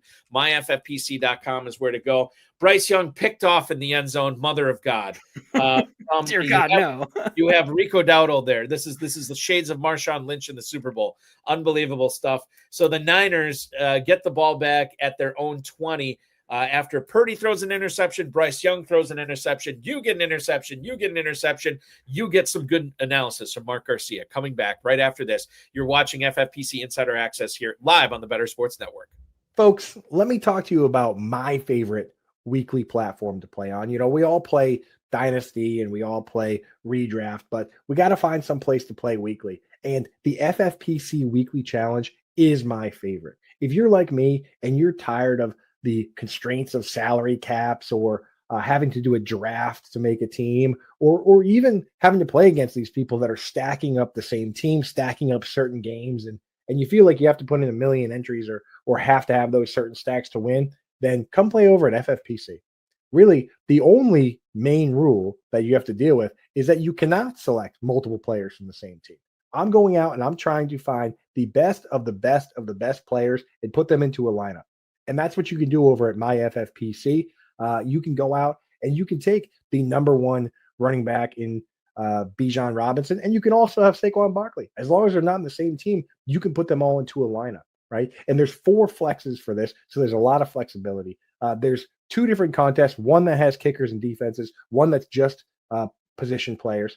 Then you also have a bunch of different price points you can play at, $35, $100, or $200 buy-in. And you're going out and you're just picking the absolute chalk plays, maybe sneaking in a little bit of a sleeper there, somebody that you think can really blow up that week. And that's how it works. It's one of the best contests out there for the sharpest gamers. And when you win on the FFPC, people take notice. That is where the best high stakes games are. That's where the best experts play. And that's where I play because I want to be an FFPC champion and put that title on me, put the money in my pocket and put that in my bio, FFPC champion. And the FFPC weekly contest is the best place to play during the season. MyFFPC.com. MyFFPC.com is where to go. One player per NFL team in these weekly challenge contests. So if you want to play Alvin Kamara, you cannot have Chris Olave. If you want to deal in the likes of Bo Nix, you may not have RJ Harvey on your team. Win up to $2,500, 10, 30, and 100 team contest. No draft, no salary cap. Just pick your 10 or 12 players if you want to play with kickers and defenses. Beg your pardon, in the FFPC Weekly Challenge. So much more to get to here on the show tonight. God, we only have, we got to fly through this. There's 60 minutes left. This is insane. It's because we're having such a great conversation. Yeah, Mark Garcia from 1 Week Season, at 1 Week Season on X, at Hilo FF on X, of course, Rotoworld _FB, rotoworld.com. What are you doing for Rotoworld? I mean, it seems like you're doing like weekly stuff, but injury stuff, prediction stuff. There's a lot going on there. Yeah, me and Nick Bodyford, who joined Rotoworld this past season, are heading up the weekly injury report, where I started off on Tuesday, Nick updates it on Wednesday, and then I bring it home on Saturday, bringing up the most up-to-date injury stuff over there at Rotoworld. And then I am, handling your standard Rotoworld news shifts where they're putting out the blurbs, and then watching games and reporting on that as well. Which is fantastic. A lot of good stuff going on there. A lot of good stuff going on. If you got Christian McCaffrey in fantasy, he gets another catch here. No, not a catch. It was a catch. 9-yard catch on first down, which has taken us to the end of the first quarter here in Santa Clara. The Niners holding a 7-point lead. McCaffrey, 7 carries, 32 yards, 4 catches for 21 yards. unbelievable stuff here. 11 touches in the first quarter. Yeah, it's just I don't. It just blows my mind. Yeah, disregard everything I said earlier. Well, I mean, the thing is, like you have. So this dude turns 30 next year, and they're giving this 29-year-old running back the workload of a 23-year-old running back, which is just insane. I mean, there are 23 and 24-year-old running backs whose teams would never give them. They're the young guys. They would never give him this amount of volume, whatever, man.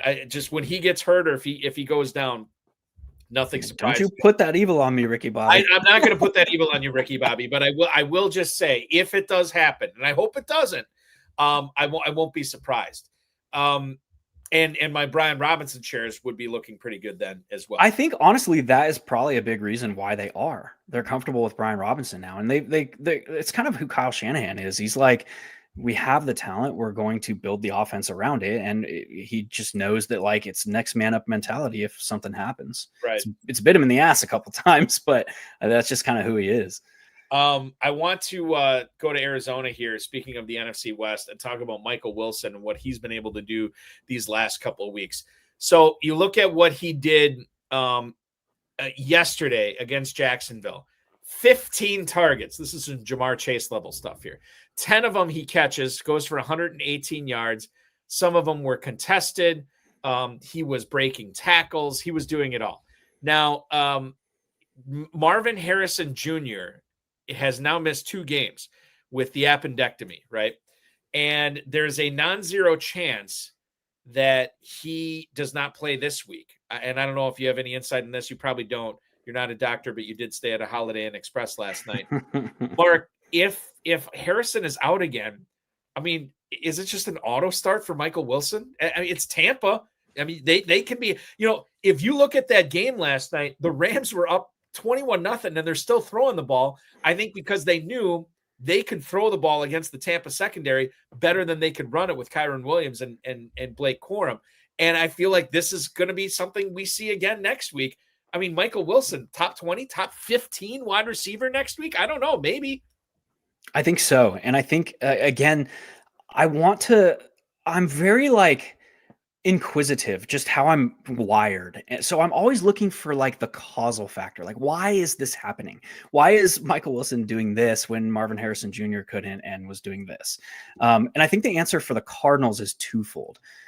First off, the structure of this offense looks so much better with Jacoby Brissett under center. It just is so much more fluid. They are able to get him under center. Kyler Murray hates it. They are able to execute play action off of that. They're able to keep opposing defenses on their back heels. Whereas with Kyler, it was like they had to, in my opinion, they had to design the offense around who Kyler Murray is and was, which is, again, in my not so expert opinion, not a good NFL quarterback. So it just looks so much better. And I have been the worst fan. What is that? Anti-fan? I don't know. I have been the hater. You're a hater. Okay, we'll throw it out there. I've been the biggest Kyler Murray hater over the last 2 seasons. And now I was a very big coaching staff in Arizona hater, but now I'm kind of reassessing that call. I think it's a Kyler Murray issue. So I don't know how this franchise is going to go moving forward. Jacoby Brissett, to me, is saying that Kyler Murray is not the franchise quarterback they thought he was. The other side of that coin is like a compounding effect, because Marvin Harrison Jr., for all of the fantastic athleticism and leaping high point catches he makes, he is not a fully developed NFL wide receiver yet. He is not running those. And again, I point to what the team is asking him to do. They're keeping him on the perimeter. He very rarely is running any in-breaking stuff. So we talk about how you have to build an offense around that. If they're not trusting him to do that, what are they saying to me? And to me, that's saying he is not fully developed enough to go out there and be asked to do all that extra stuff. He's not being asked to go out there and block. He's not being asked to go run a a sluggo. He's not being asked to go run a 7-yard inbreaker. Like he's just being like numbers and out. And to me, that just tells me that like he's not there yet. So now enter Michael Wilson and his like veteran understanding of the game of football. He has been on the field a lot for this team in a secondary role, but he's been asked to do the nitty gritty. He's been asked to do the blocking stuff. He's been asked to run some of these higher confidence in breaking stuff. And so it doesn't surprise me really that we're seeing the combination of Jacoby Brissett allowing the offense to be more fluid and Michael Wilson and his veteran savvy, who's already, worked 3 years at this craft and understands how to diagnose the holes in zone defense. They're giving him option routes. We haven't seen Marvin Harrison Jr. run an option route. Come on. So it's not surprising to me that we're seeing what we're seeing out of Arizona. Do you think Harrison gets to be the receiver that we thought he was going to be? It's going to take time based on what we've seen. I don't doubt that he can get there. It just, in my eye, he's not there yet. Yeah. Which makes perfect sense for me as well. It is just wild too when you think about what we thought about this Cardinals offense at the start of the season. I put a lot of the stuff last year on why Harrison and Murray couldn't hook up with with Harrison running all these go routes and fades, and they hardly got him anything over the middle. So I was of the opinion that Harrison was going to bounce back this year. And I love the ADP. I mean, he was going like 3 or 4 rounds later than he was last year. And I'm like, this is a player that you want to be in business with, right? But then at the same time, it's like we're in week 12 and it's not Murray and Harrison. It's Jacoby Brissett and Michael Wilson, which is just crazy. Let's move on. And I'll give an update on the game. We had a let's see. It was a George Kittle. It was McCaffrey for 9. George Kittle gets an 11-yard catch. We finally found George Kittle. Brian Robinson for 3 yards. Christian McCaffrey for 5 yards. McCaffrey for 1.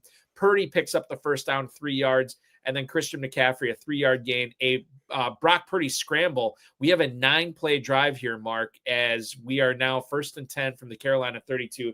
10:30 to go in the second quarter, and somebody wants to say hi. Hello. All right. Hi. Say hi to Mark. I want to give a shout out. Today is Dad's birthday. It is. Oh, yes. Happy birthday, Papa Bear. Thank you. All right. We'll see you later. Thanks for popping in. My daughter, Emma, ladies and gentlemen, Emma Balkman, popping on the show tonight. Actually, Owen. Yeah. Thank you so much. Now go upstairs and don't come down here again. Okay. Let's get back to it.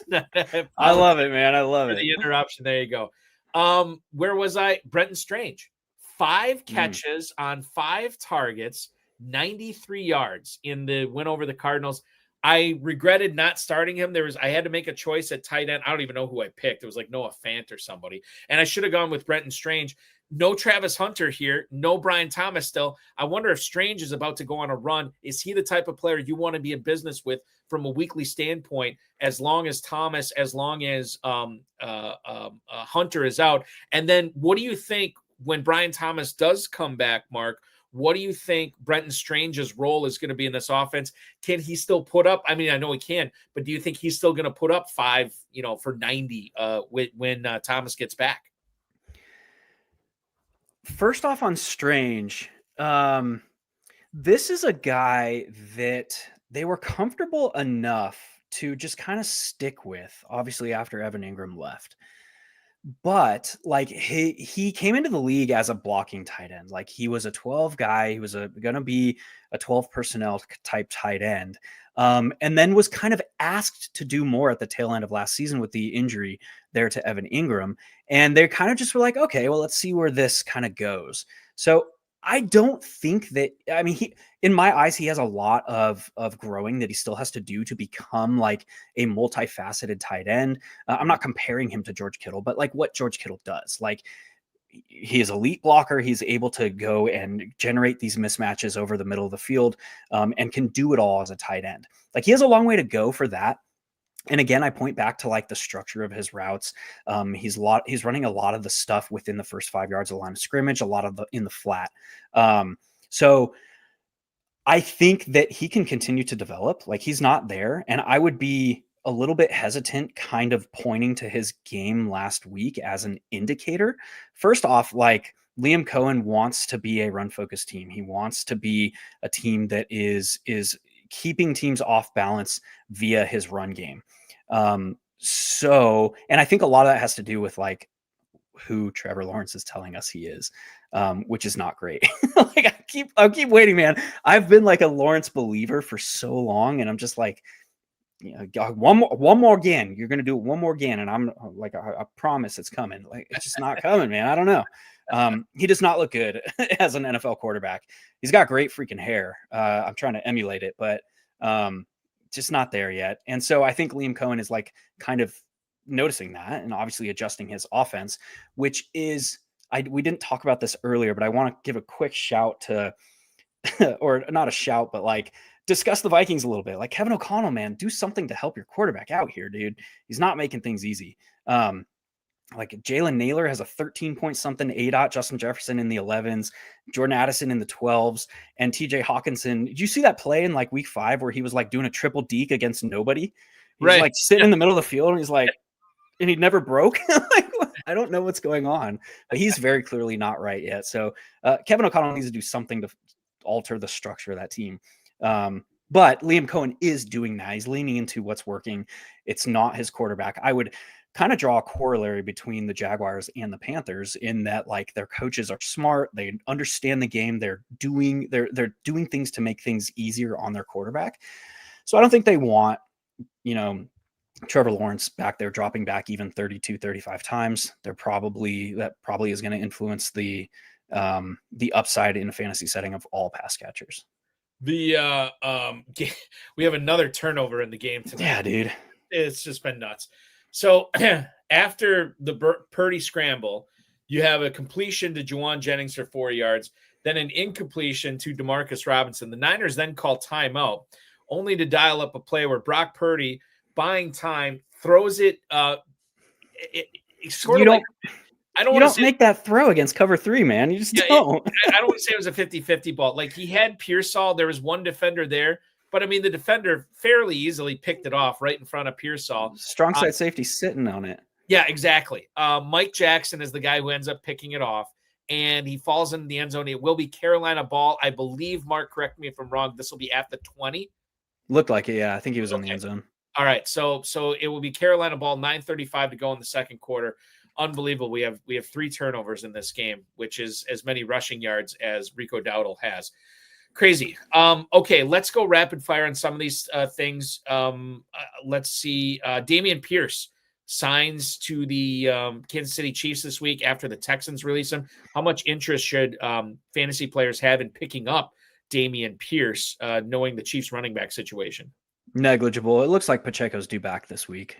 So you think he's just a depth guy? Yeah, I think so. All right. Jordan Addison got 1 target. He did not catch it against the Packers on Sunday. Jordan Addison should be on fantasy benches until he shows something. Is that what you believe? I think you could make that case for the entirety of the fight. You're not benching Justin Jefferson. But like you're not benching him, but like you don't feel even great clicking his name right now. Obviously like McCarthy could get it at some point, but for right now, they're unplayable. I mean, Jefferson's the only guy that's playable, and even him, it's like you kind of grimace when you put him in your lineup. Yeah, exactly. Emanuel Wilson, 28 carries for 107 yards, 2 touchdowns against the Vikings. That was a game where Matt LaFleur just totally took the air out of the ball, kind of with a look ahead to Detroit on Thursday. Didn't really need to do much to beat J.J. McCarthy. My question for you is, how much do you think, now that Wilson has shown what he's capable of, how much do you think that he eats into Josh Jacobs' workload when Jacobs is back and healthy? I don't think anything. Emanuel Wilson, we have to understand like who he is. He is like a 230-pound bowling ball that is like, he's not to Cam Scadaboo's level of like bowling ballness where he's just going to like get a yard after contact on every carry and he's never going to make anyone miss. He's just going to roll through guys.